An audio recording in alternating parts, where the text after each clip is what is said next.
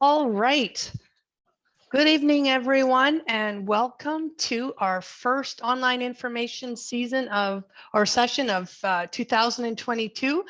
Tonight, we're here to talk to you about the North Gateway.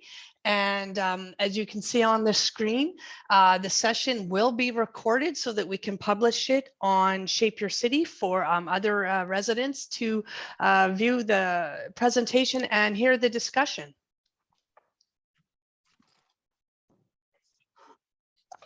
So tonight, I'm Joanne Klebb. I'll be your host. I'm the city's public engagement manager, and with me is Anthony Haddad, and he is our general manager of community services, and he'll be the one that'll be leading the discussion about the North Gateway.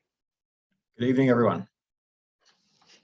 And before we get started, I just want to take a moment to acknowledge that the North Gateway area that we're talking about is a pretty large area within Penticton, and we're very fortunate that to be talking about the future of these lands while we are on the unceded lands of the Syilx people and their traditional lands. So we don't want to lose sight of the importance of the history and the traditions of the Syilx Nation in this area. And so our goals tonight are to give you the information you need to form an opinion on the draft concepts for the North Gateway and make sure that we understand all of the interests that the community has and that we can document them and consider it in the future or in the development of this plan. And so our agenda tonight is to give you a bit of background on this work, talk about some of the big ideas that are being considered, give you an opportunity to ask some questions, and then share with you the next steps.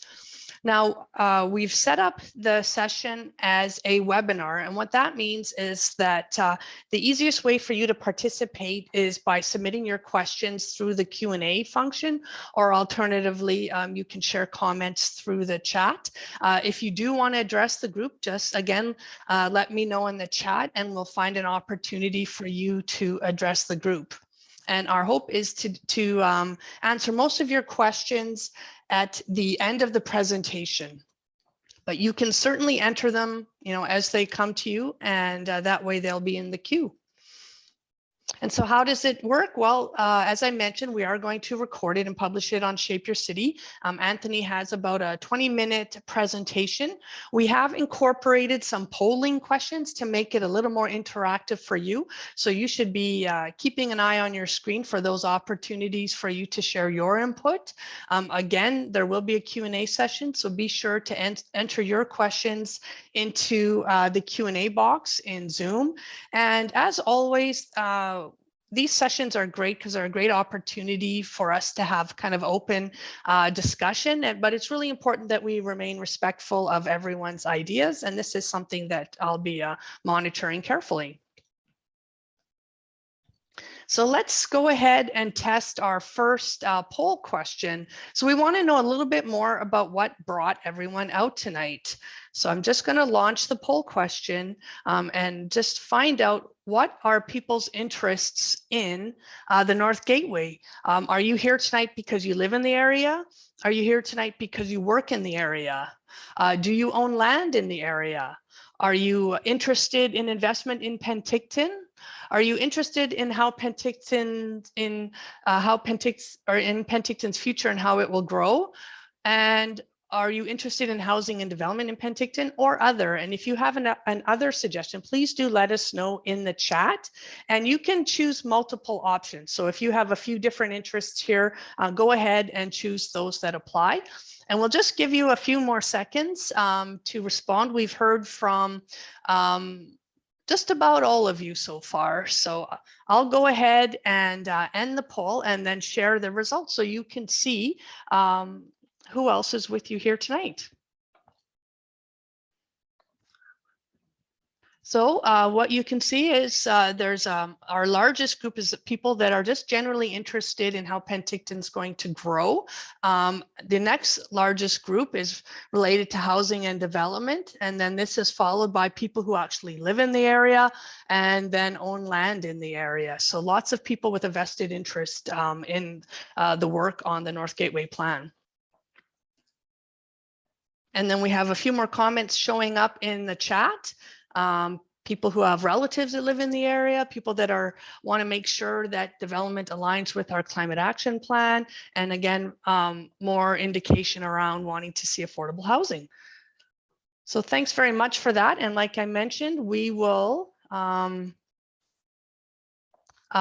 continue to do some polls tonight so that you can participate in the presentation. And with that, I'm going to turn it over to Anthony.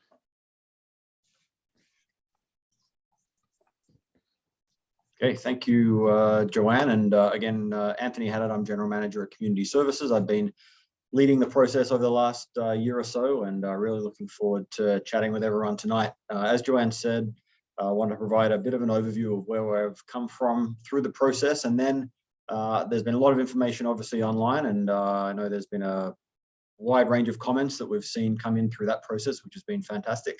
And tonight I want to provide, again, a high-level summary of that information. And as Joanne mentioned, we'll be stopping throughout the presentation to get some feedback from everyone that's here tonight on how things are looking, and really want to get a good sense of where you see this planning process going. So as you can see on the screen, the area is focused around the Westminster Avenue corridor on the north and south side of that, around the event center campus, and obviously Highway 97 running along the south boundary of the area. So it's an area that's been long in need of some sort of long-range planning. The area was identified back even in 2006 as one of the city's urban villages, which identified it for medium high density development. And the city's never got around to actually doing the planning work to see it move ahead. We've got some active developments happening in the area, and the goal of the planning process was to make sure that we can have an aligned vision and a consistent vision for the area, so that when those developments take place, they're part of a bigger vision that the community have endorsed as part of those developments moving ahead. The timeline up on the screen, you can see the process that we've been through. We're now in phase 5 of having a dialogue with the community. The design concepts, which I'll run through in a second, they've come out of the early community engagement that took place with the wider community in March and April of last year, and then really sort of hands-on detailed design process that the concepts have been generated for discussion and feedback, and the next phase in the process. So we've completed a couple of technical components as part of the planning process as well. One around a real estate analysis, looking at housing demand, tourist accommodation, commercial demand, as well as employee housing. That's a big focus, in affordable housing, and then transportation as well. Obviously, lots of work needed to sort of prove out some of these if we move forward with the concepts from a transportation perspective, but I'll speak to a little bit of that later on.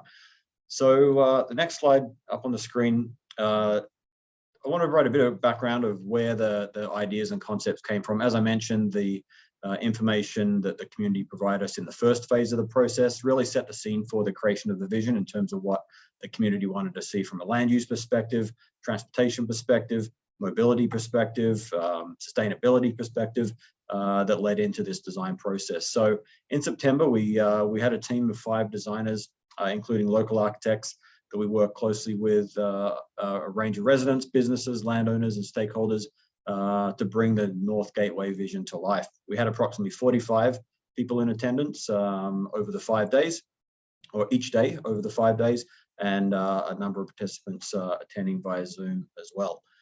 The initial focus of the week was around land use and density, the experience of the area, obviously with the event center and the atmosphere that we're looking to create. That was a really important topic of discussion and design. And then mobility and connectivity. The participants were broken up into 6 smaller groups, 2 of the groups focusing on each of those 3 areas of focus, or the design layers that we call them, through the week. Land use and density obviously being very important to creating the right mix of housing, hotels and commercial in the appropriate forms. We know that our current housing crunch is limiting employment growth, business growth, and is critical as we look at increasing our housing supply, not only within the North Gateway, but throughout the wider community. The experience, as I said, so really critical to making this place a special one to live, work, and play and enjoy the amenities in the area and around the area, building upon the experience created in the heart of the area around the Cleveland Theatre, the Community Centre, the SOEC, and the Convention Centre, of course. And then finally, the mobility and connectivity, so the transportation pieces, really trying to bring the area together from a pedestrian and active transportation perspective. You'll notice right now it's very auto vehicle oriented area, and as more people move in the area, we definitely see that looking at changing. So the mobility and connection piece was a very important one, and some complex issues as well as we deal with the highway cutting through the area too. As the design week progressed, the design team and the participants during the design charrette worked together.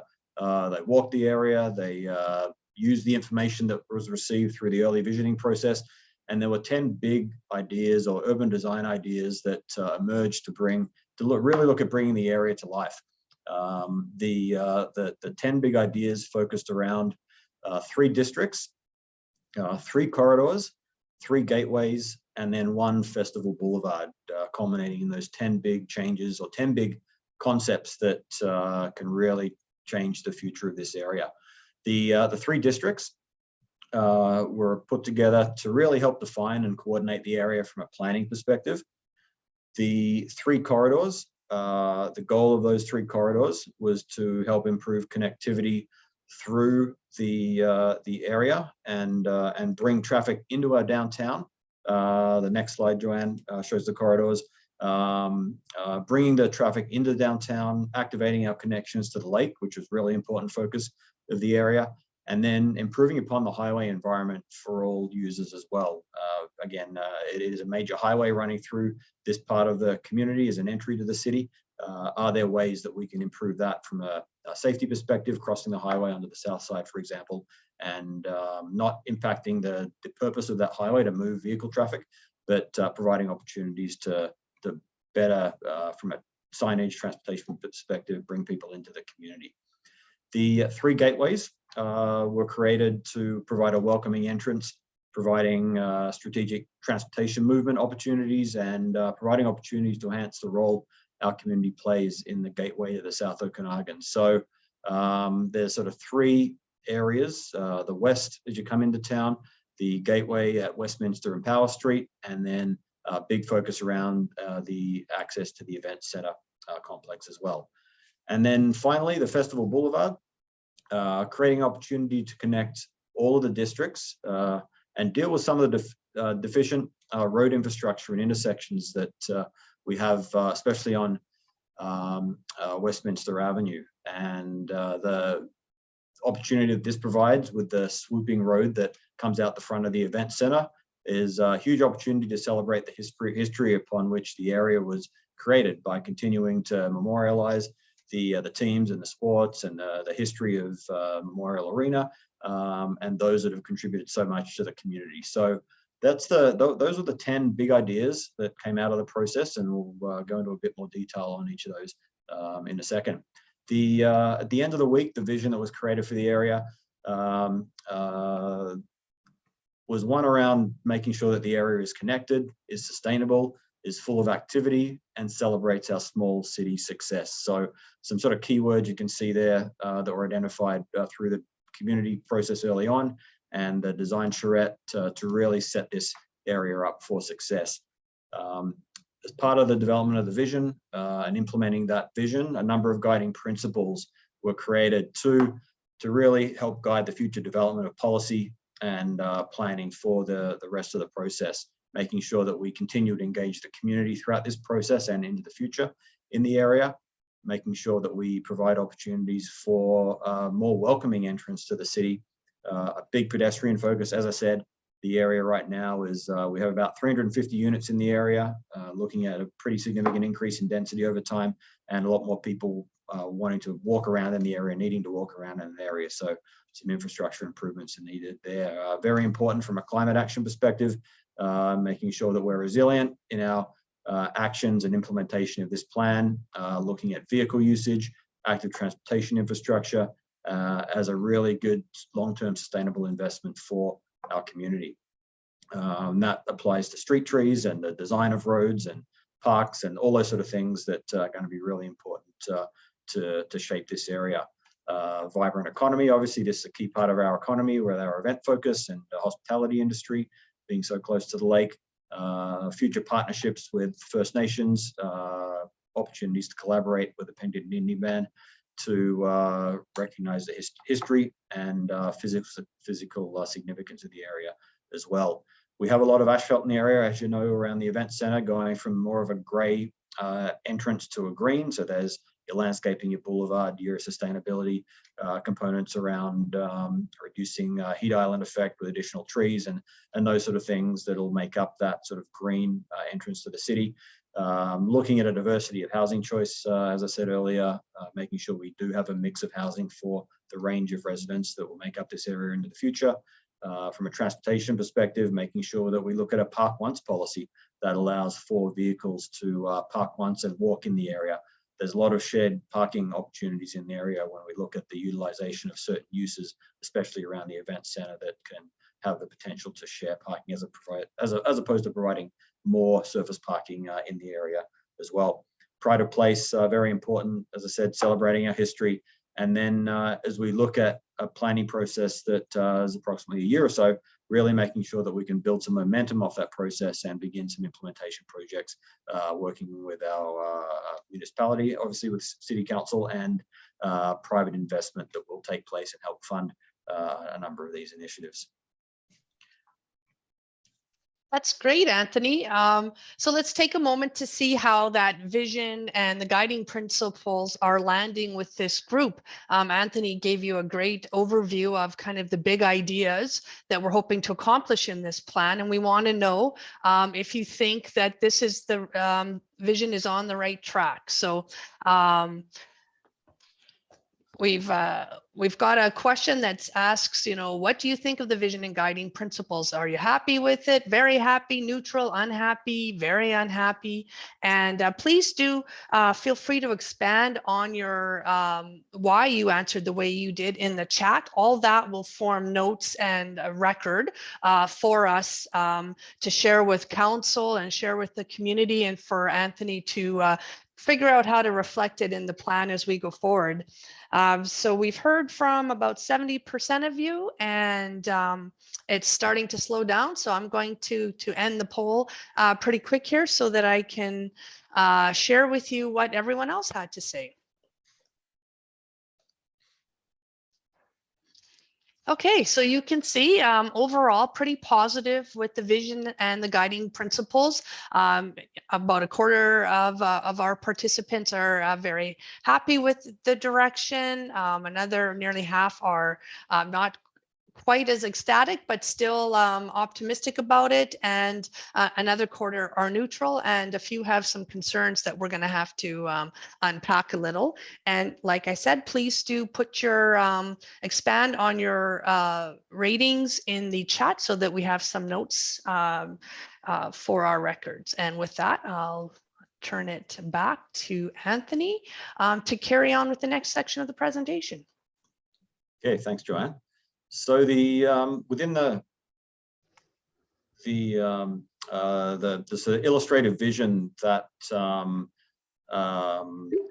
created, you can see up on the screen there, and this is this consolidation of those 10 big ideas: the land use and density components, the experience, and then the mobility directions on that came out of the design process. So this is obviously going to provide some direction for the feedback that we received through this stage of the process, and then the development of the eventual plan. I'm going to take you through each of the districts in a bit of detail, so you can see in a bit of sort of zoomed in focus on how the area will come to life. So within the South District, starting there, we're sort of starting to see a vision emerging to try and look at slowing down vehicles, improving the pedestrian experience along the highway, and looking at, especially on the south side of the highway, some land assembly opportunities in partnership with the golf course, the landowners, Penticton Indian Band, and the Ministry of Transportation The South District can really look at becoming a focus of an enhanced multi-use path along the south side of the highway that improves connection to the river channel, especially as I'm sure many of you have walked in and around that area. It's not the most safe environment to walk because the sidewalk's right up against all of the highway. But with some development opportunities opening up to help fund some of these changes, we look at some really good opportunities to change the experience on that south side of the highway. The next slide shows some interesting opportunities to really look at working with the Penticton Indian Band to recognize the historical and physical significance of the area, opportunities for public art at the gateway, and the use of native landscaping to help green the entry. Certainly provide opportunities to enhance the North Gateway as a really welcoming place to the community. That I know we heard, one of the biggest issues we heard during the first phase of engagement was the lack of maintenance, and the sort of the experience when you come into town isn't something that the community are proud of, and that's something that we definitely want to look at changing into the future. Public art design features, we'll look at upgrading opportunities to certainly better welcome people to the community, residents back home as they come into the city, providing improved wayfinding and signage, especially as we see or support increased traffic, directing them into the downtown and to the event center as well. And you can see up on, this is a photo of the existing highway condition, moving from the vision of this area, really looking at moving from a high-speed thoroughfare to the next slide, much more of an attractive, publicly accessible and protected pedestrian area. We've got really interesting opportunity through some simple design measures to make a significant difference to our existing conditions. You can see up on the screen there, moving that sidewalk condition in from the highway. It's a lot safer, provide some natural buffer from some landscaping. It's you've got the green space obviously with the golf course on the south side of the highway, but through landscaping you can also look at some traffic calming through additional landscaping on each side of the highway, but also within the existing concrete medians along the highway as well. And those are the sort of opportunities we have to figure out how we can create a much more of an improved environment along the highway coming through this important part of the city. Yeah, Joanne, next slide. I think we've got opportunity for people to let us know what you think of the concepts coming out of the South District. Yeah, so Anthony gave you some great insights about opportunities to kind of beautify the South District along the highway there, while also creating a sense of place and allowing for the traffic and the mobility to continue through that area. So let's hear what you think about some of the ideas that Anthony shared. Let us know if they make you happy or if they make you unhappy, and remember to share in the chat your thoughts on why you answered the way you did. And really appreciate people answering quickly, as it keeps us moving along. So thanks for that.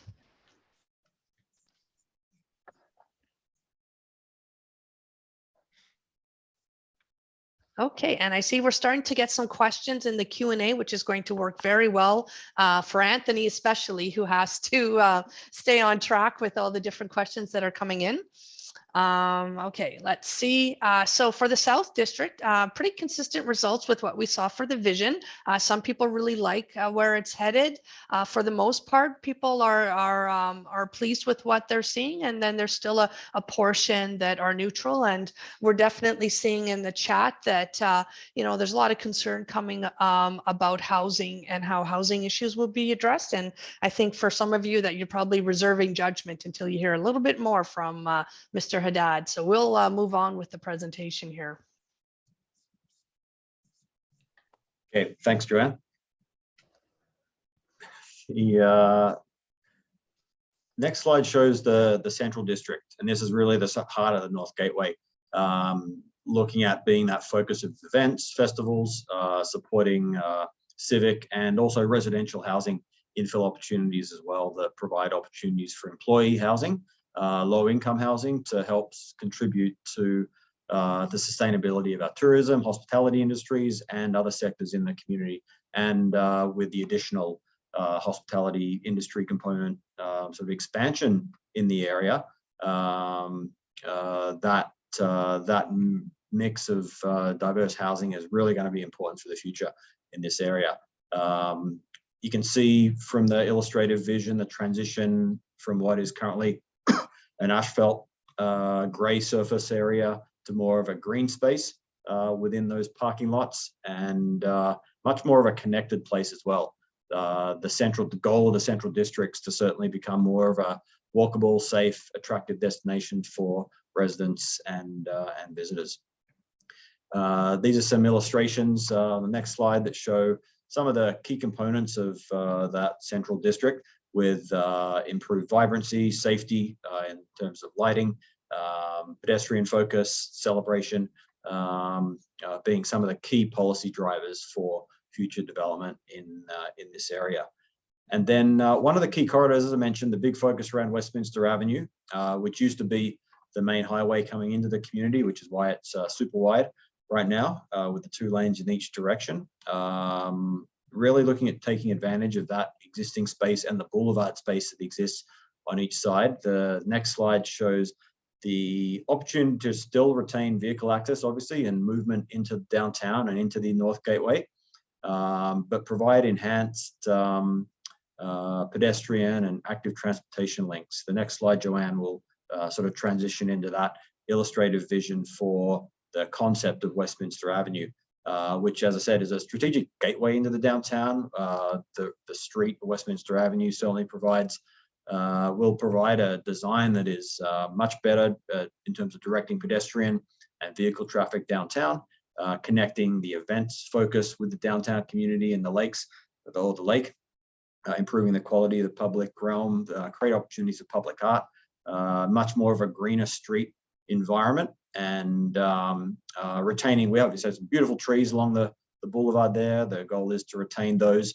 and through a design process, really looking at a tree replacement program. Again, not taking down the trees, but making sure that as those trees grow into the future and as development happens, we add to the existing boulevard so that the boulevard can be sustained for the next 100 years, like those trees have sustained. You can see, you could see with some of the earlier photos, those trees are getting pretty crunched with the concrete, and the sidewalks are starting to, well, they have been for many years, starting to move and shake the ground down there, because the environment is not good for those trees, and that'll be a big component of the redesign of this street. So with that, we'll hand you back to Joanne, and let us know what you think of the center piece of the North Gateway process so far. Yeah, great. Thanks for that, Anthony. I do walk that route every day and can really see the opportunities that you've identified. So let's hear from the folks that have joined us on the webinar, and if they like some of the ideas that you're putting forward. And again, please feel free to expand on your comments in the chat. I'm seeing some really interesting things coming through on the chat. A lot of support for the direction, maybe not so much for the hockey stick peach sculpture that was included, and so definitely something that we can take away. We've heard from just about everybody here, and I'm just going to end the poll and share the feedback with the group.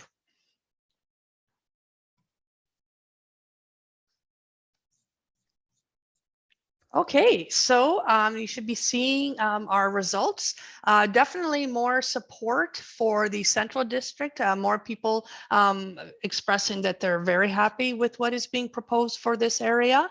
And so that's great. And again, please do put your expand on your thoughts on what you'd like to see, what you might like to see change in the chat. And we'll go ahead and turn it back to Anthony. Okay, thanks, Joanne, and I'll answer questions on hockey sticks and public art at the end as well. Some good comments coming through there. So the North District, the sort of north of Westminster Avenue, is really looking at providing that housing hub of the area, providing a variety of housing choices for our residents to meet the demand that we know is here right now and will be there into the future. So it's also there to support some smaller scale retail commercial in the form of mixed use developments fronting along Westminster Avenue and improving public access within the area as well, to the lake, to the Channel Parkway, and through some the greening of those streets and boulevards, landscape boulevards, improve pedestrian amenities in the area as well, and a range of different housing types as well, looking at height from 4 to 6 stories, maybe some opportunities for some taller buildings. Those will be some of the things that we'll be looking at in the area as well. In terms of development, there are a number of challenges of developing in the entire city, but really in this area, we have a very high water table. There's some geotechnical challenges in the area which make the economics of developing these lands quite challenging, and we'll have to be cognizant of that as we draft some policy into the future to really try and make sure we get the right type of housing and allow for that housing to happen as well. The next slide you can see up on the screen, as I mentioned, densities in the form of 4 to 6 stories. Really look at creating through good design. We have a number of design guidelines within our OCP, but through this process, we intend on providing a bit more detailed design direction for the area, really wanting to make that pedestrian experience as comfortable as possible, providing opportunities for taller buildings that respect the neighborhood, respect the area, that can also achieve the housing diversity our community needs as well. This view shows the Westminster, or I think it's the second gateway within the area, which is the Power Street and Westminster Avenue intersection. This is the gateway link to Okanagan Lake and our existing parklands along Power Street, which will be a focus of the new El Rancho development on the west side of the street. You can see there a number of different streetscape upgrades that we'll be looking at, boulevard enhancements. On the El Rancho side of the street, that development there is looking at a sort of 6 or so story scale that's going through a rezoning process right now.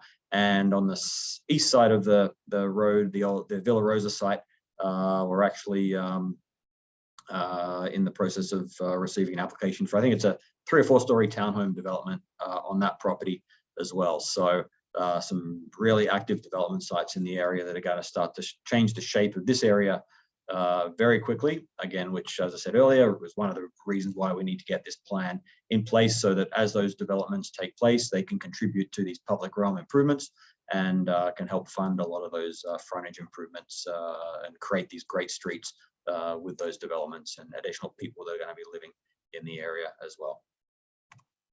Joanne. Great, thanks, Anthony.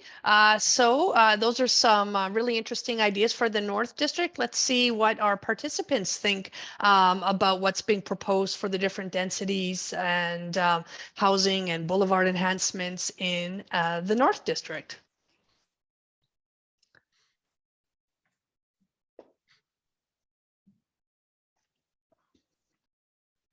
And lots of great questions coming through, as well as comments. And we're just about at the discussion section, and we really look forward to addressing some of your questions. And again, we will also happily make it possible for you to address the group if you want to speak to the group directly as well.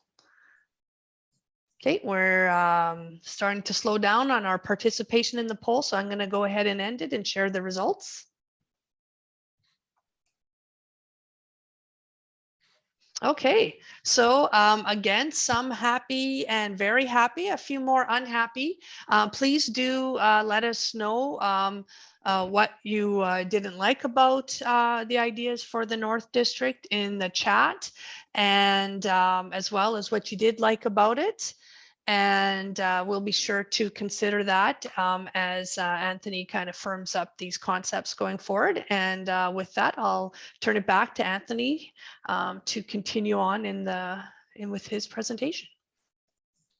Thanks, Joanne. So just a couple more slides to sort of finish off and go into a bit more detail on the land use side of things. I know there are a number of questions around housing and hotels and where all that is going to take place. You can, the illustrated vision you can see up on the screen, again, it's there to provide that vision and guidance for us to develop the policies that are going to shape this area, that design guidelines, those sort of things that'll make up the actual North Gateway plan document when we draft that. We'll receive the feedback and make sure that we're on the right track. The next slide is actually it's a bit easier to have a look at, but and it provides more of a bird's eye view of the illustrative concept, and it shows the potential build out of the area as well. Again, at a conceptual level, to allow us to figure out how densities can be accommodated, what the future building heights may be, and how the road and transportation infrastructure may need to be considered into the future. There's a lot of technical analysis that needs to be undertaken. For example, the Festival Boulevard, that concept of connecting Burnaby Avenue to the SOEC. That road network may follow the existing alignment as opposed to this swooping street in the future, for example. But you can see there how that improved connection crossing Westminster Avenue eliminates the need, for example, of Burnaby Avenue into the future, because the intersection down there is not that great. And even at Comox and Vernon Avenue, where those roads intersect at Westminster Avenue, is not the most safe exit out onto that street. So lots of technical analysis needs to be undertaken on this. Lots of work around future arenas in the area. You can see those sort of purple buildings in the center of the area as well, around the civic facilities. We're going through a process, I'm sure some of you are aware, around our asset plan. And then around the convention center, we've got a new hotel, the 4 Point Sheraton, that'll be under construction. That's the one in the middle, very soon. And then the opportunity to connect the convention center with additional hotels to support that environment into the future. The work that will be coming into the future will look at the development potential, the density opportunities, and the feasibility component of this as well. From a development funding perspective, when we know how many units are in the area, we can then start to calculate what type of development contributions they make to the area, what the costs are for some of the public road improvements and the pedestrian improvements will be in the area, and how this area can all come together. So where we're at now in the process is to really make sure we get a good level of feedback from the community on these concepts. The next phase will then be making sure that we can put some feasibility behind it and then bring that back out to the community to test it and see if we're on the right track. So Joanne, I'll maybe leave the sort of summary of the slide there, and I'm sure there's lots of questions on this. Again, this is just a conceptual vision.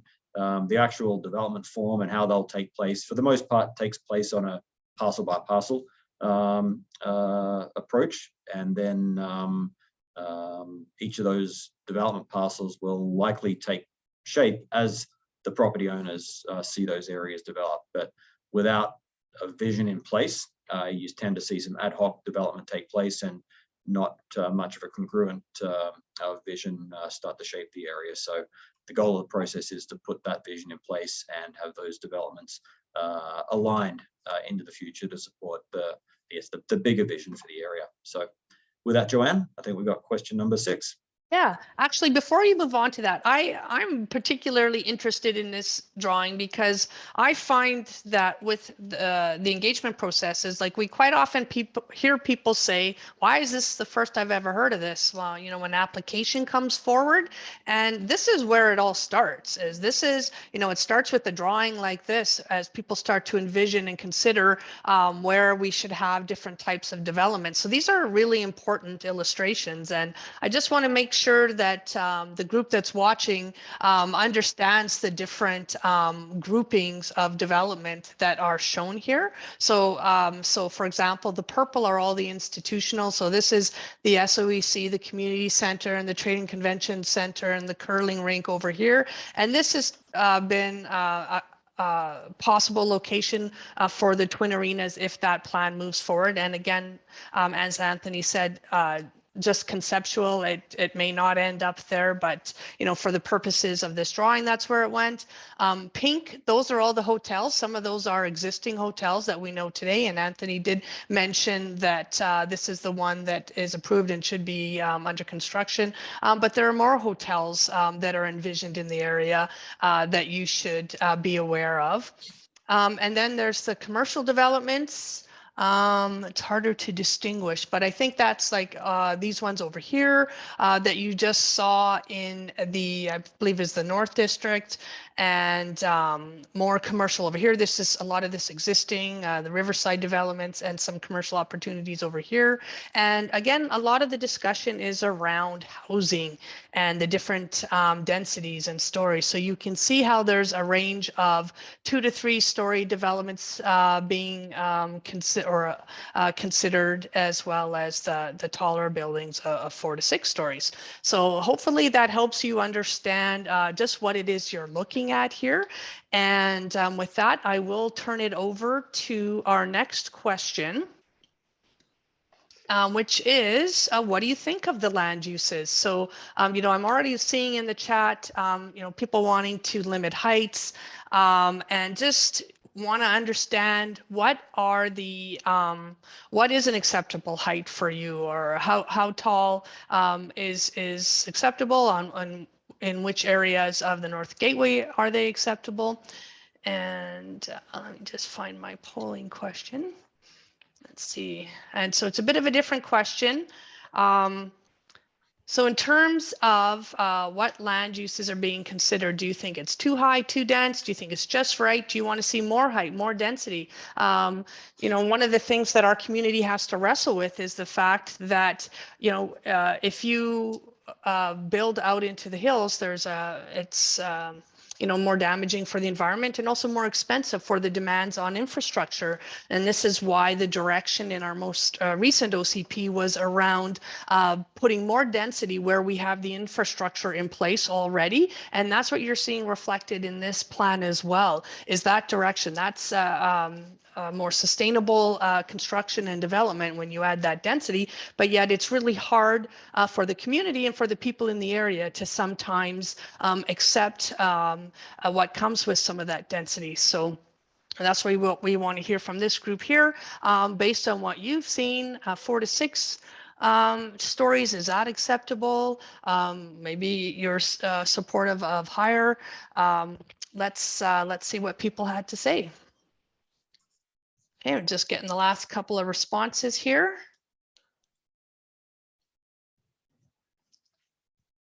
I'm wondering if you can predict what people are saying. Let's see what the results are. Interesting. So not as many saying that it's too high or too dense, more thinking that it's kind of hit the right tone in terms of density, and some even wanting more height and more density. So I would say that we've got a pretty good open-minded group in terms of being willing to kind of wrestle with some of the realities that the city has to face as we kind of plan for the future of this area. Okay, and that actually, I think that takes care of all of our presentations, and it moves us into the questions section. And so, as I mentioned, I've seen amazing discussion happening in the chat. I think how we'll manage it, Anthony, is we'll go through the questions in the Q&A function, and then depending on how our time is, we'll just make sure we go through the chat to see if we've missed anything there. And so with that, our first question comes from Selena, and she'd like to know what is going to be done for the owners of the mobile home park. These are affordable housing units, and the units that look like are going to be built are likely not going to be affordable. Yeah, no, that's a great question. We've heard a number of questions, and I've chatted with a number of the residents in there over the last few weeks as well, and a number of months back during the early part of the process. We know the current landowner there has no intention of redeveloping that anytime soon.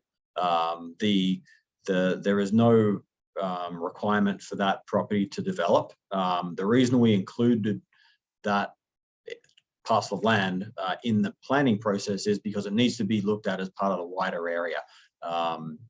We can't just not include that area. The existing official community plan designation for this area is already exists and has existed for the last, I think, 10 or so years for medium density housing development.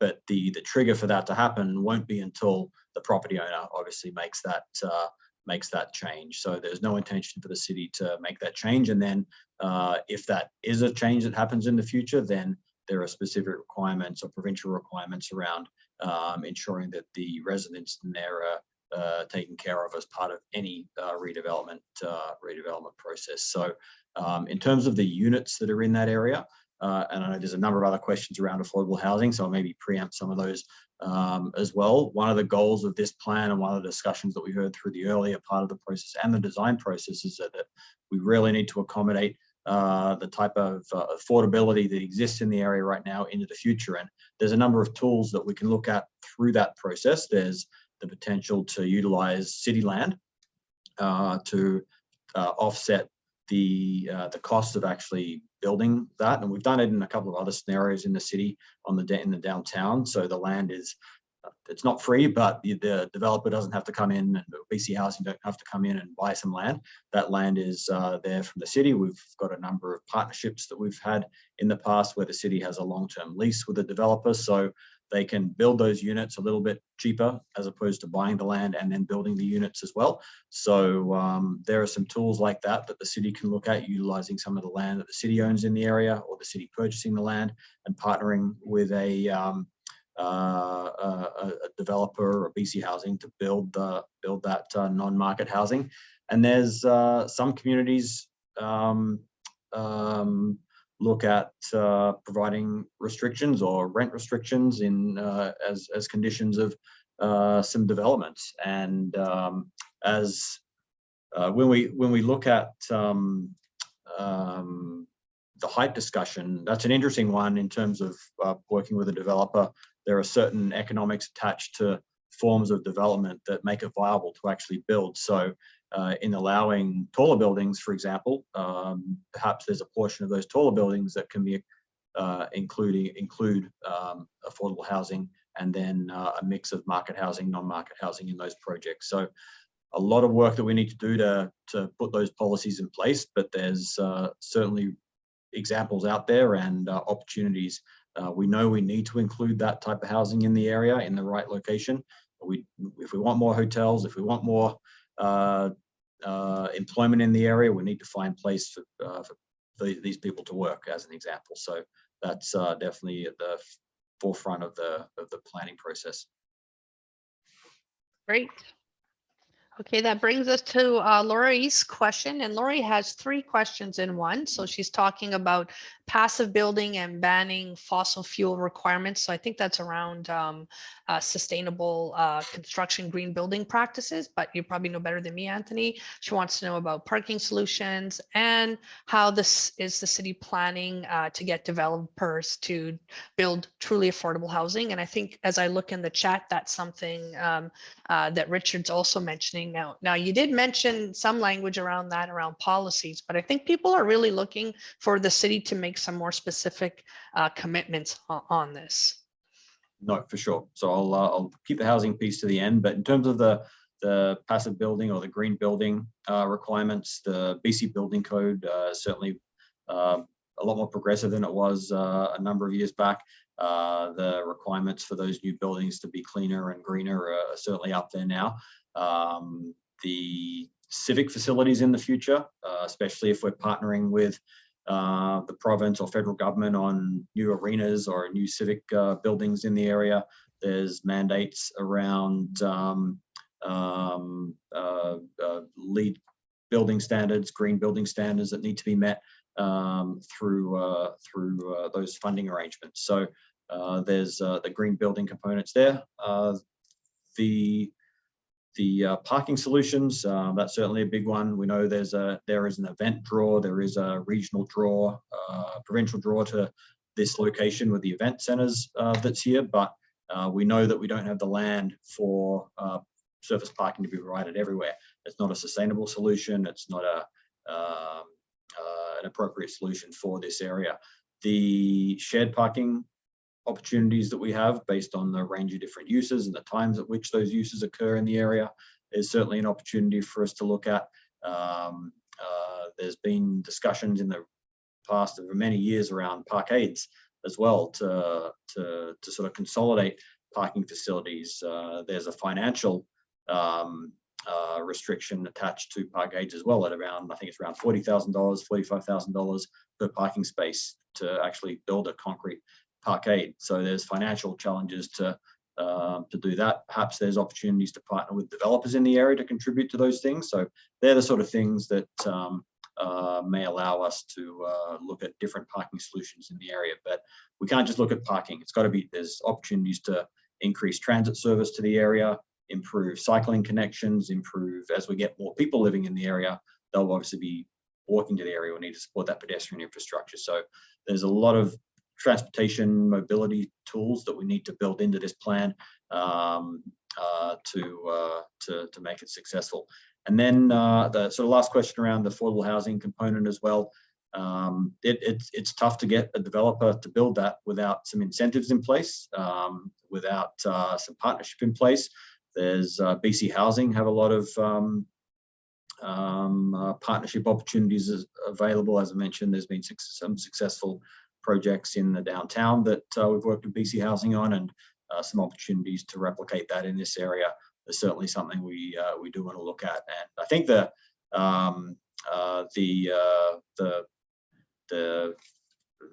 use of municipal land is one of the key things I think we really need to look at in the future, to use as an asset to lower the cost of actually building housing in the area as well. So lots of different tools, and certainly some opportunities to put that together as we start to draft the plan.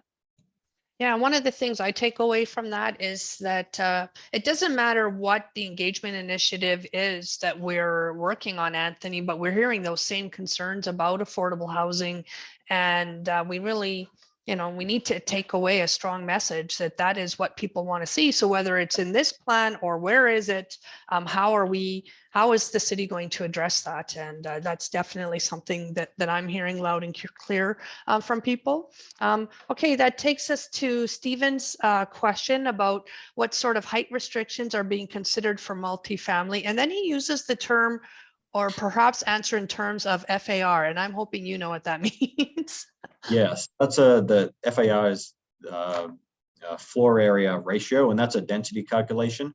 So as opposed to units per acre, floor area ratio takes into account the entire site and the potential development sort of calculations there. But in terms of the building height restrictions, the whole urbanized area of the city of Penticton has roughly a 10 to 15 or 15-story height limit based on the airport zoning restrictions that exist. So if we did want to go high, that is 15 stories is roughly the limit that we want to set. What we heard through the process is that the community felt comfortable with a 4 to 6 story scale of development, but some opportunities for taller buildings in certain strategic locations may exist. So that's something we definitely want to sort of truth out. We need to, there were some comments in there around the feasibility of developments. Once you hit 6 stories at a wood frame construction, once you go above that, you look at concrete, you've got to look at 10, 12 stories to really look at improving the viability of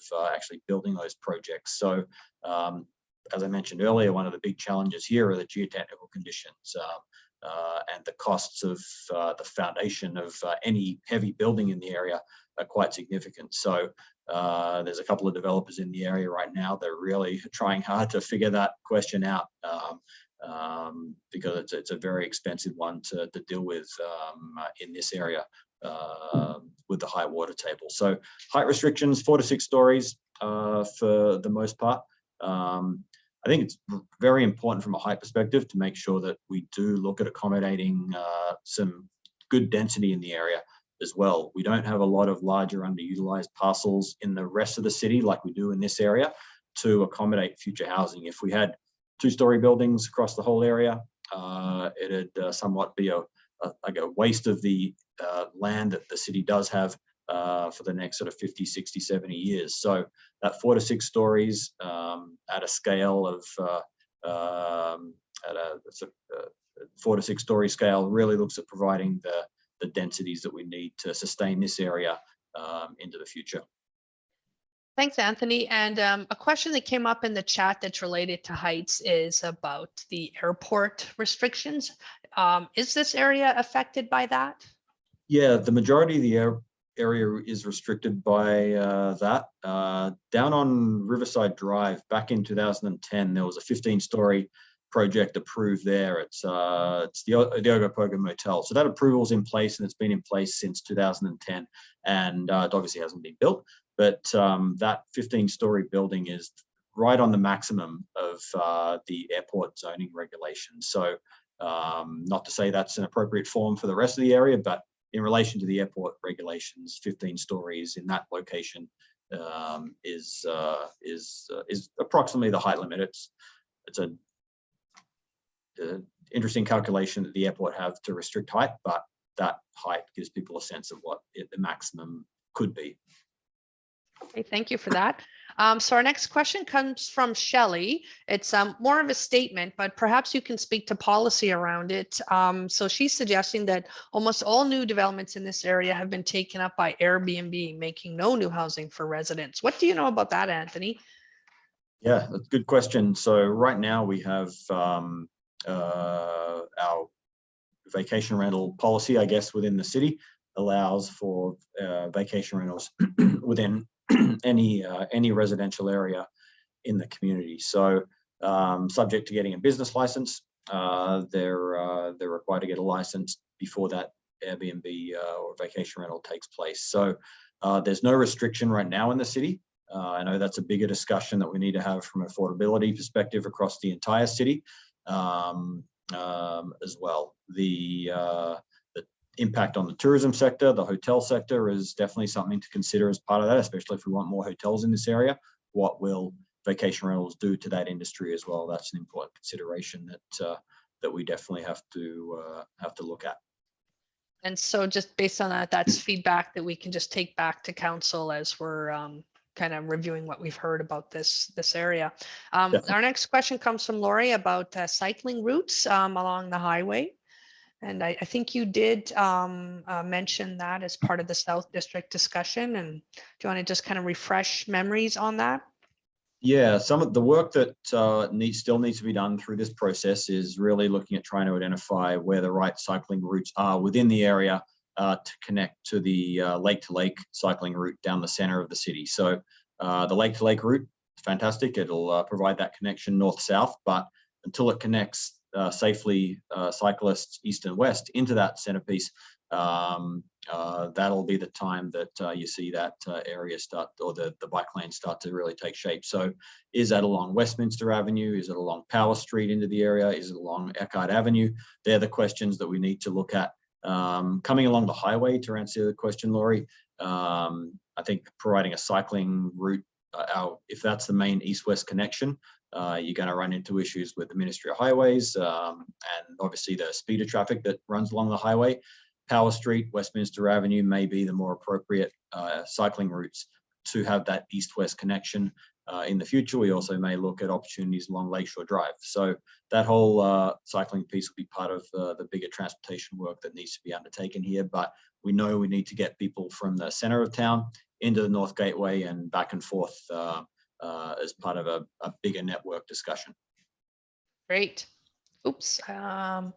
So our next question comes from Stephen, and really he's got some interesting policy ideas there, I think, and maybe it's just some feedback we can take, or if you want to comment on it. It's great. It's another opportunity to have the development community provide that affordable housing as well by increasing their density. As I said, potentially there's another couple of stories, for example, or extra density that they can achieve if they provide a certain type of residential unit in the area. So that's certainly an opportunity. It's done in a number of other communities as well. So one of the policy tools that's available to support the provision of more affordable housing in the area.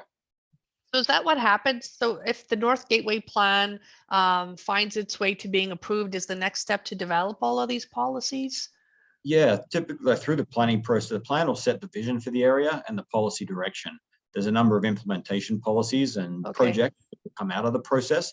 And again, some of those will be short-term projects, some will be medium, some will be longer-term projects that will need to be implemented. But this will set the long-term direction and lay the groundwork for those detailed policies to make things happen in the area. Okay, great, thank you. So Kadi wants to know are we losing green space behind the SOEC, and what about all the houses that are there now?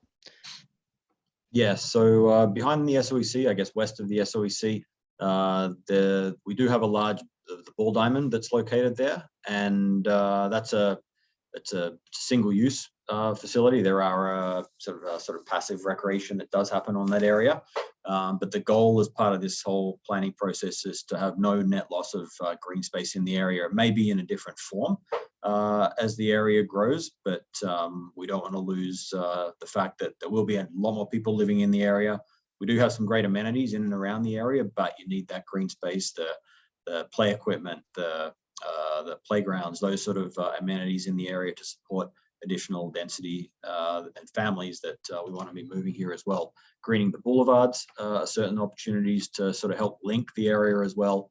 And that's one of sort of on that bird's eye view plan, you could see the green connection along Power Street connecting to Lackawanna Park as an example of improving that that environment.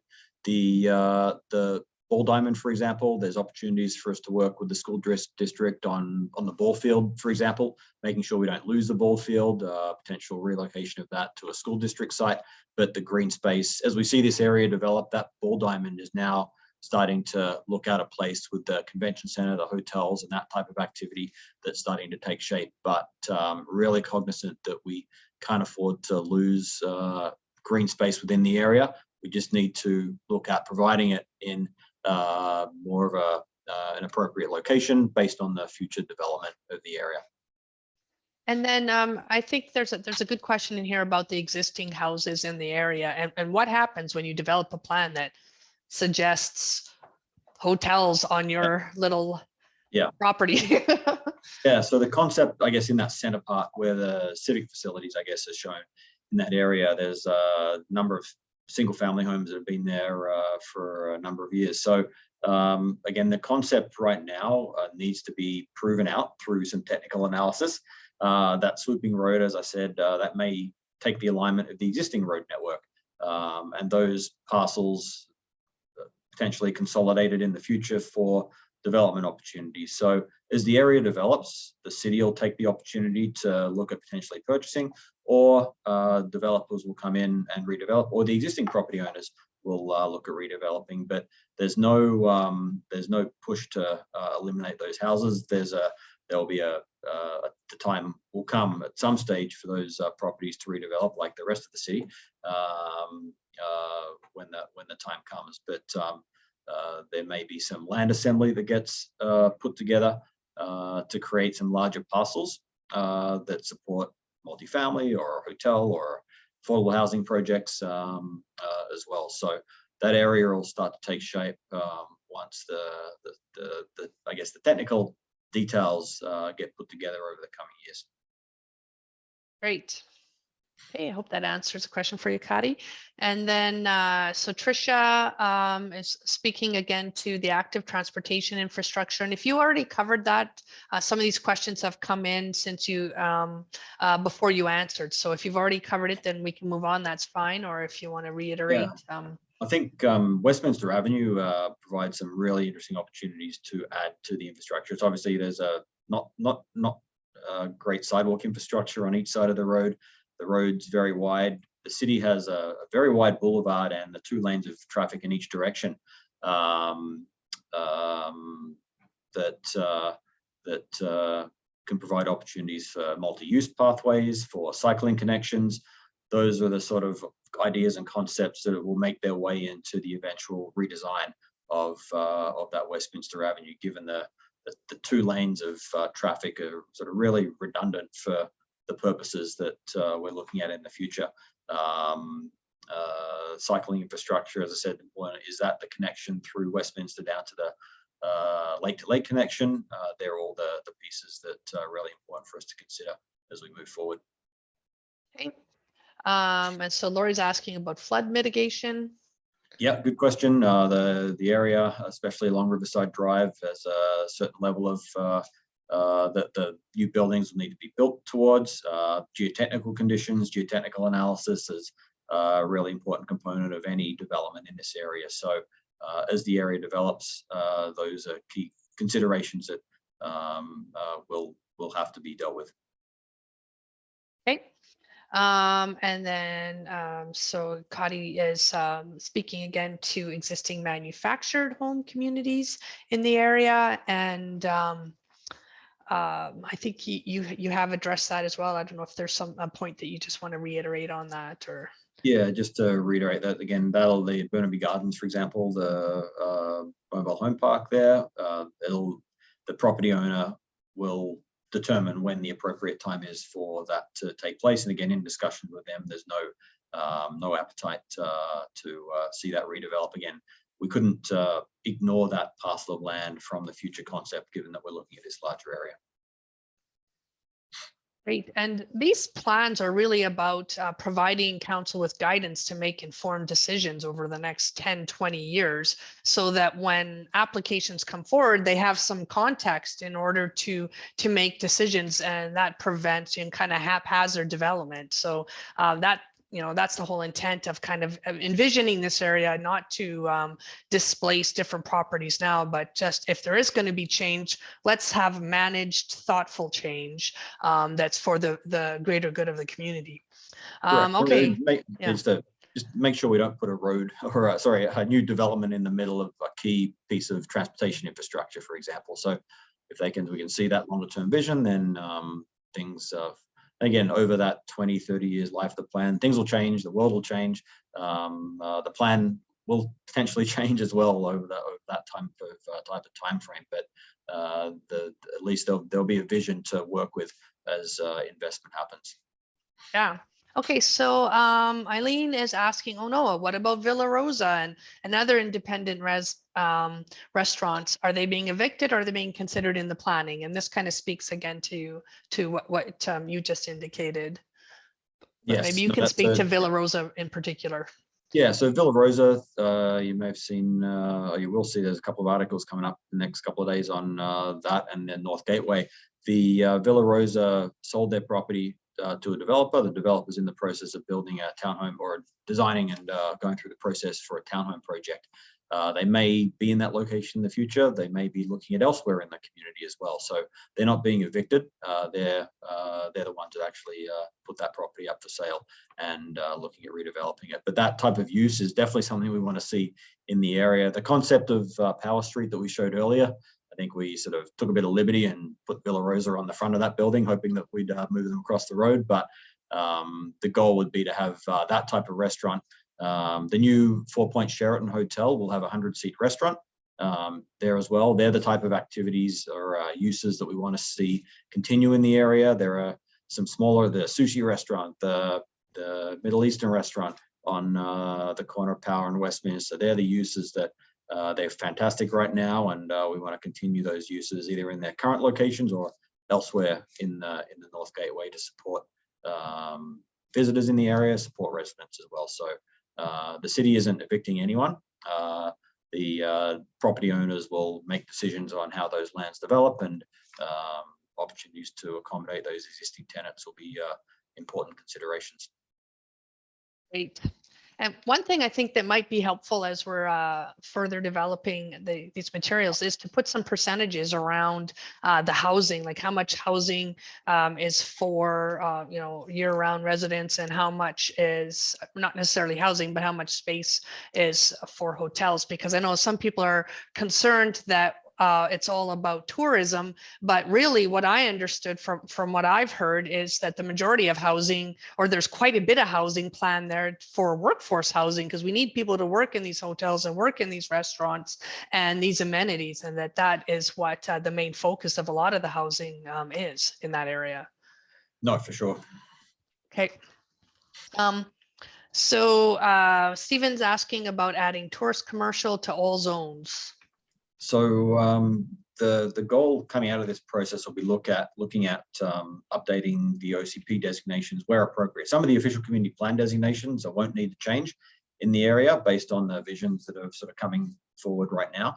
But our mixed use designations do allow for some tourist commercial as well, but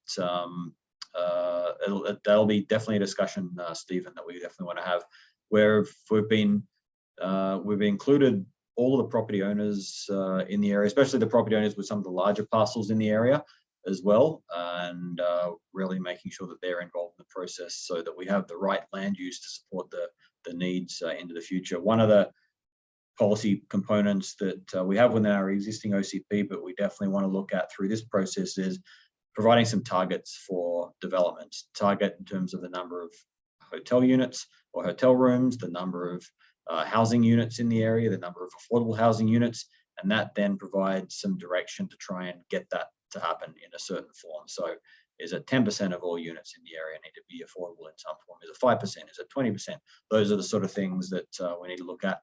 The Colliers International did the real estate analysis for us early on in the process, and a lot of that information will be making its way into the eventual plan that help to sort of prove out future development in the area as well. But those targets are going to be important to make sure that we don't, on a commercial side of things, compete with the downtown, but also provide complementary uses to support this area. So those targets are going to be important for us to get right. That's really helpful, Anthony. So Lori's asking about what road is the north one. I think that's just a clarification. I'm not sure what she's referring to. I think if we just look at the bird's eye view plan, we've got Riverside Drive heading north, Power Street heading north. Burnaby Avenue is the one that sort of swoops through to Festival Boulevard, and then Westminster Avenue is down the guts, or down the center of the plan area. So hopefully that clarifies that, Lori. And I'll just leave this bird's eye view up because I think that'll be helpful for people. So Greg's referring to height restrictions and the flight path, which I think we've already answered. Yep. Okay. And Selena is expressing concern again about affordable housing, but she's added a new element about a regional housing strategy, like what the Central Okanagan Regional District is doing. Do we have any plans in that regard, Anthony? To do a strategy? Yeah. A good question, and I haven't got the document in front of me, but the regional growth strategy may be a process that the regional district may be looking at updating. The cities or municipalities are mandated by the province to do housing needs assessments every 5 years. And if you heard or read in the paper today, the census data just came out. So we're growing a lot faster than we expected, actually, when we put the OCP in place back in 2019. I think we were expecting to see demand for around about 150 units per year. We're seeing over 400 units approved every year, which is well and above what was envisioned. So going from historically sort of 2 to 3% growth rate over a 5-year period up to 9%, that we saw come out of the recent census data today. We're definitely going to need to look at a different approach to housing policy if that's the type of growth that's going to continue into the future. So certainly some challenges coming up, and again, a reason why the housing component in the North Gateway is very important to consider, to make sure that we don't undersell this area in terms of its development potential to support the future housing needs of our community. Great. So I'm just cognizant of time. And so we technically have till 8:30, and I'm sure Anthony and I are happy to stick around. But we do want to try to move through questions quickly. So if there's ones that appear to be related to other ones that have already been answered, we will scoot through them fairly quickly. And I'll let you be the judge of that, Anthony. So the next one is from Kati, and it's I think it's more of a statement about prioritizing the livability, walkability, affordable housing, and green building. I think it's all of that. Is the purpose of the North Gateway to improve the experience, or primarily to enable more density in business? It's like any planning for any medium high density area, you need to consider all of that. This one is a little bit unique in that we have the event center, the convention center, the community center, the Cleveland Theater, and arenas, the casino, all that type of activity that is a real entertainment focus for not only the community, but a regional, provincial draw as well. So that experience is obviously very different to a residential area that is just housing and a little bit of commercial. So this is a fairly unique one. And again, no reason why we're taking the time to do the proper planning for the area. Okay. And so Lori's talking about Burnaby Gardens, and I think you did already speak to that one. Our next one comes from Selena, and she's curious about timing of the phases. Yeah, and that's a really good question. Again, once we receive the feedback on the vision and the concepts that have come forward so far, we then have to prove them out from a technical perspective. So from a transportation perspective, from a development potential perspective, from a financial feasibility perspective, they're the sort of things that we need to look at. When will certain roads be triggered to be developed? Are they based on number of vehicles that use the area, number of people that live in the area? They're the sort of things that will be coming out of the next phase of the process. So really important, but appreciate that question. Okay. And so Shelley's returning to a topic of transportation and just the roundabout. Is there an opportunity for a roundabout at Power in Westminster? I guess there's lots of accidents at that intersection. Yeah. Yes. Yeah. Yeah. So lots of design solutions that we'll need to look at for those intersections. One thing with the roundabouts, they're functional, but they do take up a lot of space. So there may be need for land assembly or land takings on some parcels to accommodate a traffic circle. But through our technical analysis, we'll be looking at those improvements at the intersections in particular. And you can see that intersection at where the Festival Boulevard crosses Westminster Avenue. There may be an opportunity there, for example, for a traffic circle to keep vehicles moving, but provide a pretty impressive gateway opportunity as well. Great. Thanks for that, Shelley. Just clarification, the 4-Point Sheraton replacing the current ball field. Just clarify. No. So no, that 4-Point Sheraton is on the vacant site on the west side of it's over here. Street.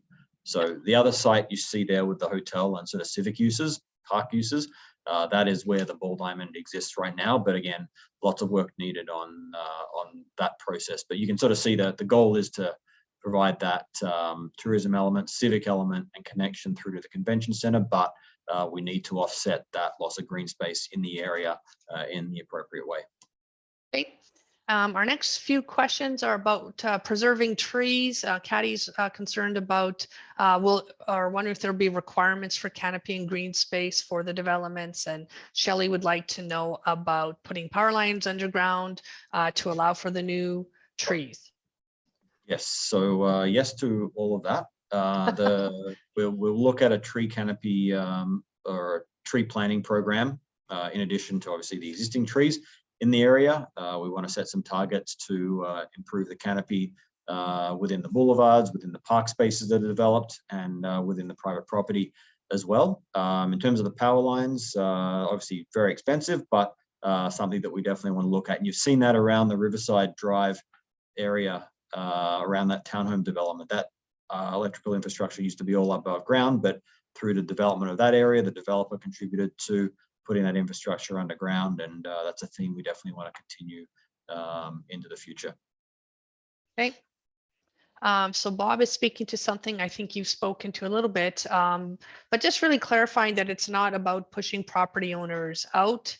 It's that as proposals come forward, we have guidance for decisions, right? Correct. Yeah. We may, as you mentioned, we may look at purchasing properties to help things along, but it's Yeah. really not about pushing people out. Okay, so Shelley is speaking to, or she's providing some feedback to us about a clause in their contracts about no disturbance. I think I'll take that as feedback. I'm not quite sure what you mean by no disturbance, meaning, do you know what she means, Anthony? No, but again, Okay. the goal is not to move the existing residents out of that park. Okay. So Andy and Margot, what is planned for the previous Ocopogo Hotel RV park site besides riverside development?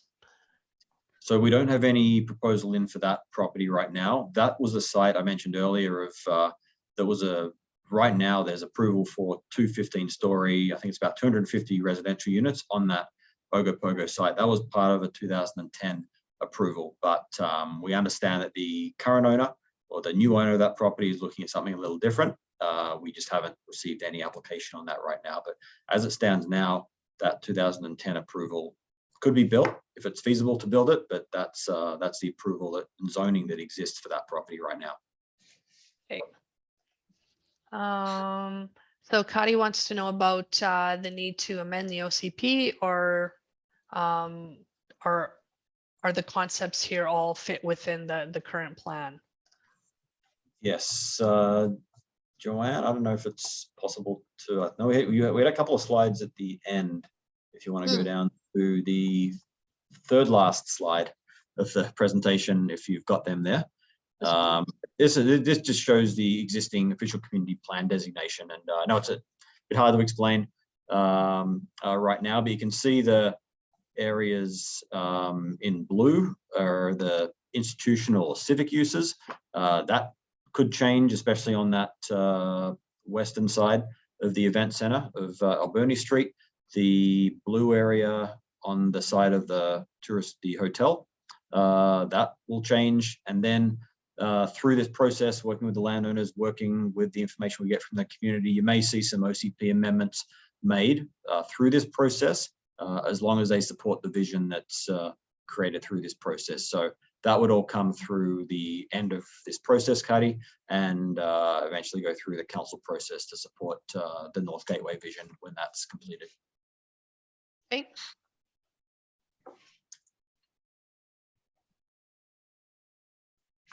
Okay, so Lori's just speaking to the fact that there are companies out there that will do taller wood structures, and yes, yep, yeah, lots of innovation in building design technology. Again, we're in 2022 right now. You'll see some of these lands develop in 2032, and technologies will change.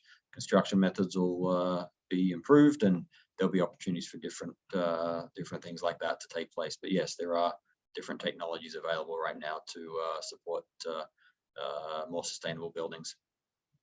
and then are asking about plans for co-op housing or co-housing.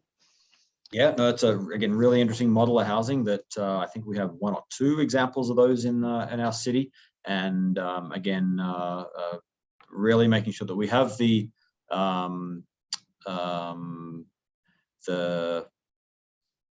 affordable housing policy to allow flexibility for those different types of affordable housing to occur. So great suggestion, and something in our affordable housing component of the plan to definitely consider.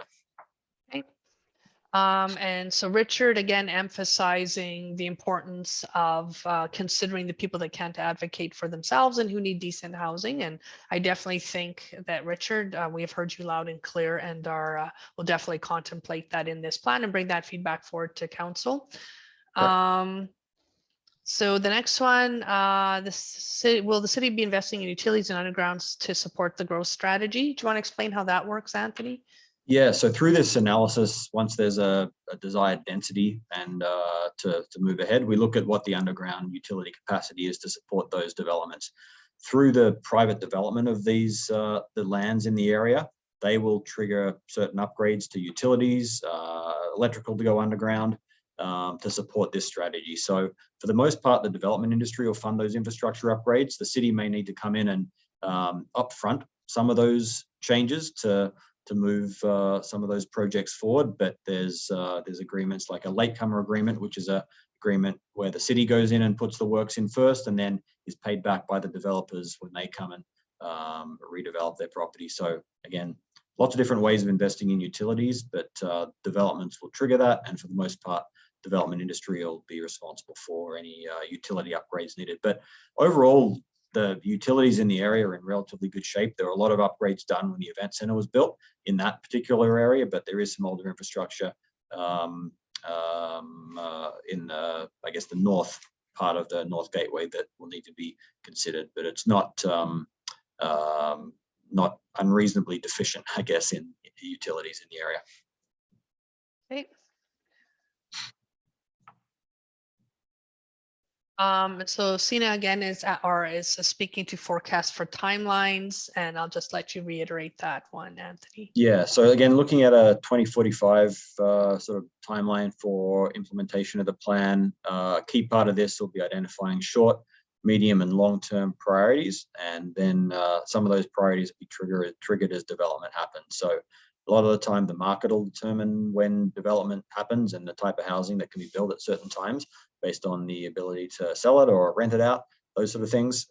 But a 20-30 year build out is reasonable for an area like this. Again, in 5 years, we may see things a lot different again as the world changes, but that 20 to 30 year time frame is what we sort of plan for from a build out perspective, transportation perspective. Okay, great. And so June's brought up a good question around parking in the area of the event center, and what's the thinking there? Yeah, so parking analysis is going to be a critical part to this. We've done a lot of work in the past with the work around the event center and the new hotel that went in, the casino, those sort of things. I guess conceptually, this is, again, really high level that shows the parking, the actual number of parking spaces. Obviously, it gets identified through a more detailed analysis. We know that there is going to be a draw for vehicle traffic in the area to support the event center and the future development of the area, but we really need to focus on improved transit service to the area, improve cycling connections to make it a lot easier for people to get in and out of the area without having to use their car. But we won't be able to eliminate vehicles 100% from the area. And that's just it's a balancing act, providing the appropriate space for vehicles, for large vehicles as well, especially with an event center. You need a number of times a year, you'll have these quite large semi-trucks that will bring in infrastructure for shows and events that we need to accommodate as well. So that's all part of the transportation balance that we need to consider into the future. Okay, and so Stephen has a question about whether or not we'd consider a no-build covenant on single-family homes to ensure they can be assembled. That's a good question. Yeah, so that's around making sure that can the city put in some requirements on properties to make sure they don't redevelop those single-family homes, so that that investment doesn't prolong the redevelopment potential of those parcels, for example. So it's not something that we've looked at in the past, Stephen, but yeah, happy to pick your brain a little bit and chat more about what that potential could look like. Tough for municipalities to come in and dictate what people can do and not do on their properties from a restriction point of view, but where the city may need some land for future acquisition, they're the things that we need to work with the landowners on, where additional land is needed to support civic facilities, for example. Okay, so we're just about at our time, and Anthony and I will stay on for another 15 minutes. We're going to take a quick break from the questions just because we have a few more points that we want to make sure we share with everyone in case some people want to leave us. And so I'll just let Anthony speak to the next steps. And then we'll talk about the feedback form, and then I have one more poll question. Yeah, no, thanks, Joanne. So the goal is to, at this stage of the process, phase 5 is to really have this dialogue with the community, get some input and advice on the vision and draft direction and concepts that have been put together so far. And then we'll consolidate that information in the development of a draft plan, and then be able to share that with the community over the next couple of months as well, before bringing that back to council for approval. Again, setting that high-level vision. A number of implementation projects will be part of the eventual implementation in the years to come. Great. And so all of your feedback today, like I said, we've got a recording of it, and it'll be one of the many inputs that Anthony has to consider as he kind of develops out this plan.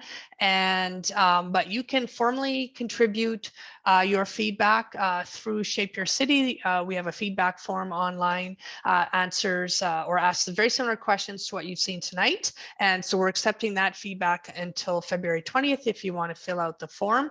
And then before you go, we're really trying hard to make these sessions valuable. So I would really appreciate if you'll just take a moment to rate this session. It won't hurt my feelings, trust me. And feel free to put in the comments what we can do different or better. And while I'm putting this poll up, I just really do want to thank everyone for giving us your evening to talk about the future of your city. It is extremely valuable. And I personally am just blown away by the caliber of the comments we're receiving on this plan and the thoughtfulness that's gone into it. And it's really incredible. So thank you very, very much for your time. And again, so if you have to leave, we understand. Thank you for participating. And if you can stick around and would like to stick around for a few more minutes, we will answer a few more questions while Anthony is still very alert and and able to. Okay, I'm going to go ahead and the poll and just show everybody what we heard. And so most people are pretty happy with the info session, and a couple maybe not so happy, or but please do give us feedback on things we can do different or better so that we make these sessions really valuable for you. Okay.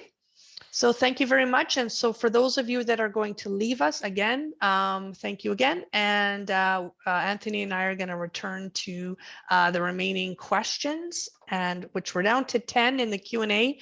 And then we'll just do a quick scan through the chat.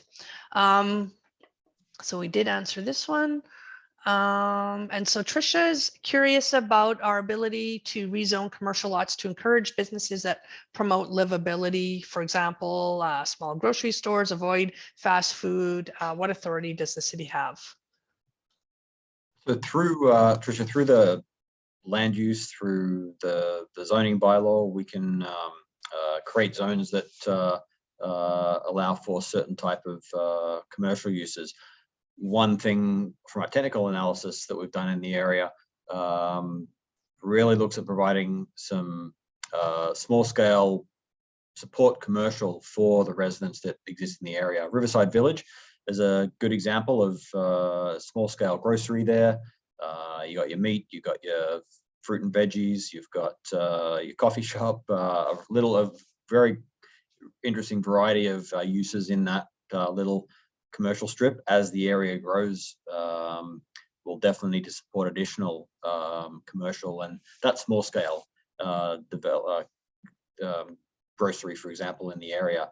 The city has a very significant amount of large grocery stores with your superstores, your Safeway, your Save-On, IGA, and Walmart, and some of those in town, which do, when you look at the entire city, provide a very significant amount of square footage. So we've had discussion with a number of other grocery chains in the past about bringing new grocery stores to town, and especially in the downtown. And until we start to see our population increase, you're really not going to see those any more large grocery stores start to take shape. So those smaller scale, the bakers, the bits and pieces that make up those grocery stores are definitely something we definitely want to see in the area along Westminster Avenue, those mixed use buildings, accommodating some of those that are walkable for future residents in the area, and an amenity for people that are visiting the area as well, as a delegate to convention or someone going to the event center, coffee shop, those sort of things. Entertainment uses are things that are going to really make this area successful. Great. So Judith has reiterated her love of Villa Rosa. and appreciates your explanation there. So it sounds like she needs to lobby the owners, though. They're working hard. We're having chats with the owner every day to try and see if we can help them find the new location. So stay fingers crossed. I'm pretty sure I just saw an article where they were like one of the most romantic restaurants in BC for Valentine's Day. So with praise like that, how can they leave us? Okay, so Lori is back on what is that North Road? And I think she's referring to the one up here, Anthony. Yes. In between, that is a laneway. So that's a laneway that exists from just behind the tennis courts, north of El Rancho, south of the tennis courts. That exists right now. So that's a laneway. I think there's underground infrastructure under there. So there's potential for that to provide a green connection to the River Channel, Coyote Cruise area. So, but it's a laneway. Okay. And so Eric's curious about a roundabout at Power and Wade. So here's Power. I don't know where Wade is. Is this Wade here? No, Wade is down here. Wade is down here. So that roundabout exists. Yeah. As the Bees Memorial in the center of it. I guess he's curious, is there any changes being planned? Yeah, there's no changes being proposed to that intersection. It's an important one. We deal with a number of backups from the highway intersection, and the roundabout is intended to allow pedestrians to cross safely, but the goal of those roundabouts is to keep vehicle flow moving as well. So no intention of changing that. Okay. Eileen is asking about expanding on the idea of the Festival Boulevard. Yes. Yeah. So that the Festival Boulevard connects is intended. The concept is to connect Power Street in the front of the event center all the way through to Westminster Avenue and then up to Burnaby Street. The festival component, especially if we look at more civic facilities, the entertainment focus around the event center, allowing for potential opportunities to close that down for festivals and events and have people spill out onto that street. The design of that street wouldn't allow for vehicles to be speeding. The design measures that you'd be putting in place would allow for a very comfortable pedestrian potential cycling experience, but not to make that a freeway. So on the right there, you can see an example. Maybe it's different paving treatment. Maybe it's landscaping that gets included into that eventual design. But again, the detailed design of that will need to be considered into the future. When we look at Memorial Arena and remembering the history attached to that building, there's opportunities through Festival Boulevard, for example, with the design of light standards, the design of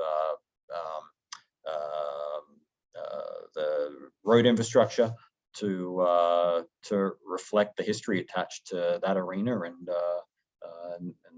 the sporting excellence of Penticton. So lots of different opportunities to incorporate some pretty innovative ideas along that Festival Boulevard concept. Great. And Gary has been so patient with his question on if there will be any road plan changes for properties in these city plans. So if you go back to the bird's eye view, Joanne, I think some of all of these details need to be determined as we go through more of a technical analysis. But the biggest road change that you can see coming through the area is this Festival Boulevard. So from Burnaby Avenue, you see it's swooping through what is currently a large parcel of land, through to where the existing single family areas exist to connect to the front of the event center. So that would result in property acquisition and those sort of things included. But again, we've got to look at the sort of technical analysis to really prove that out. And as I said earlier, perhaps as opposed to that road cutting through the residential areas, then that road will, if you go back to the bird's eye view, Joanne, that road will could take alignment within the existing road right away. So again, the concept shows a much better improved connection through the north, center, and south gateways or south districts, but the design details will have to be determined into the future. Yeah, sorry, Anthony. I brought up the 3 corridors because one of the things that I took away from the North Gateway plan is just a real focus on ensuring that we keep people moving efficiently through this area, and that's what those 3 corridors are really designed to do. No, for sure. Okay. I hope that answered your question, Gary. And so Stephen's asking about Penticton's infrastructure capacity, and I think you answered that already, Anthony, that it's pretty good because of the work that was done when the SOEC was built, and that a lot of it will be funded through DCCs. Yeah, the water infrastructure is in decent shape, sewers in good shape. The stormwater infrastructure is not, but you see through the Riverside development project, there was a lot of green infrastructure built into that that area with the rain gardens in the boulevards, as opposed to building stormwater pipes underneath the ground. So lots of different ways of dealing with that stormwater infrastructure, but the capacity is in good shape. But again, through this analysis, once we figure out what type of densities we want to achieve, we'll be updating our infrastructure needs as part of this process. Perfect. Okay, and I think so. You spoke to Caddy's asking about making Festival Boulevard a pedestrian street, and I think you did speak to that on it, how it'll be multimodal. And yeah, I think there's definitely a vehicle component to it, but if there's some, I think it's Woonerf is a type of street that you see in through Europe. Some really interesting designs to make it comfortable for pedestrians, but allow for that vehicle movement. But as I said, with that festival component, opportunities to potentially close those streets down for events and activities during certain times of the year or during certain events. So you do want a pedestrian flavor to that street, especially with the type of activity and family environment you want to create in that area. okay. Rosemary has asked that we be mindful of light pollution in future development. No, that's a great question, and through design guidelines, we can ensure that lighting is done respectfully, especially when we have hotels and people, residents there, and activities happening. Boulevard lighting, there's design requirements to ensure the illumination is downlit as opposed to lighting up the sky. But with more development and housing and buildings in the area, it will be a lot more illuminated than it is right now, but certainly mindful of that through design into the future. Great. And so Gary, I think, is looking for a little more clarification on whether or not there are entrances or exits that will be affected by these upcoming plans. Yes, so no, and if properties redevelop, Gary, then we'll look at opportunities to potentially consolidate existing driveways. But there's no intention to close down existing driveways on the properties that exist, and rely on those access points right now, especially along the highway intersections. Ministry of Transportation have a lot of control over those, and then through the development of those, there may be some conditions to close things. But again, we'll be working very closely with the ministry on all of this to bring them along through the process over the coming months. Great. And Gary, if you've got any specific questions, I know in your properties in the area, please give us a call. Happy to chat in more detail as well. And Anthony, I think that's a new record for questions answered in our info session. So congratulations. I'll just quickly whip through the chat and call out a few things that I'm noticing there as we wrap up in just a couple of minutes here. So again, people want to ensure that our new community climate action plan and the targets are reflected and the policies are reflected in the North Gateway. Again, lots of concern about affordable housing and also protection of the tree canopy. Hector is one of my great participants, and he is a strong advocate for transit and mobility needs. So thanks, Hector, for participating. Let's see, we heard about parking. We just spoke about that. And so I think Anthony mentioned there's going to be a lot more detail required on parking. And let's see. and people like seeing active transportation in the climate plan highlighted, concerned about traffic being crazy if there's large events, and we're going to be animating this area. Again, I think the strongest concern that I heard out of tonight is definitely about people losing their homes and considering affordability. Lots of excitement about the vision and the illustrations and the vibrancy that is being considered for the area.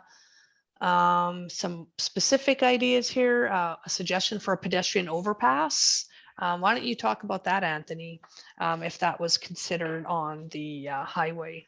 Yeah, that was one expensive solution to get pedestrians from the south side of the street to the north side of the highway. As development occurs, there may be opportunities like that to partner with developers, again, depending on the densities and type of developments proposed on the south side of the highway. You can see on the concept plan, the intersections, the highway intersection at Westminster Avenue already has some pedestrian connections, some crosswalk and pedestrian crossings there.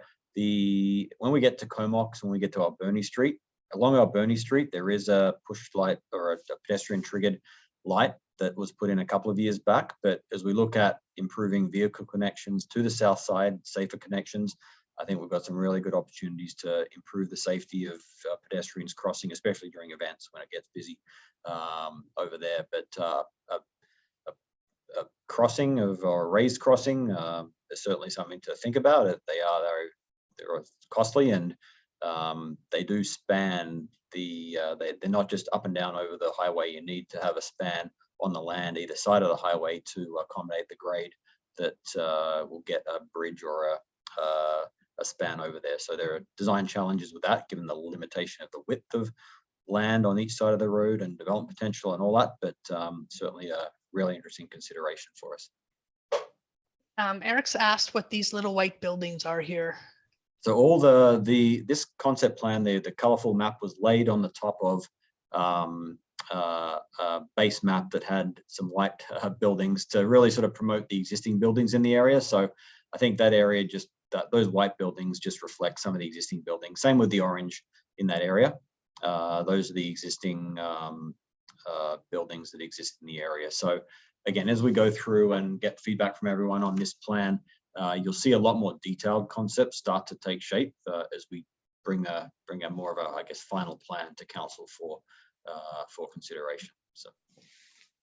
Okay, and this, I just wanted to make sure people saw, this is what some of the concern was that we heard was this piece of art that people don't necessarily want to see that in the final plan. So that came through from a few folks, and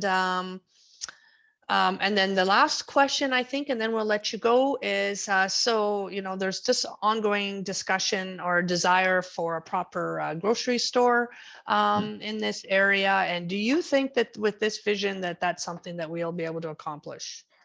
I think you'll see the small scale components of a grocery store start to be added to the area. You've got the Whole Foods that's in the Riverside Village commercial strip right now, but as the density increases, there's no grocery store is going to invest in the area until there's a density of people that will actually shop there.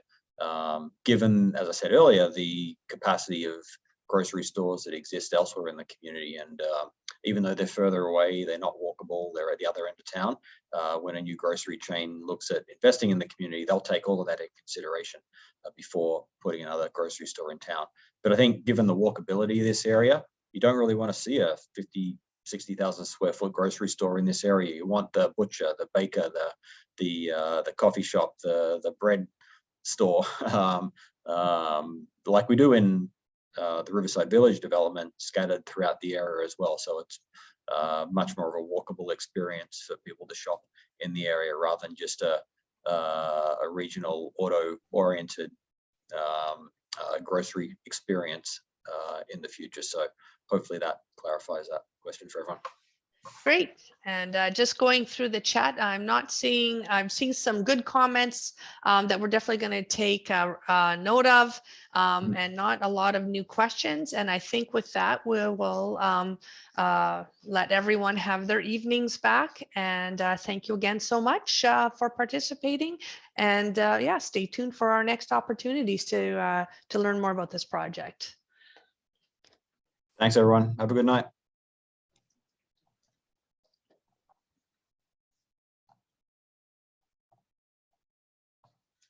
Steven says ciao.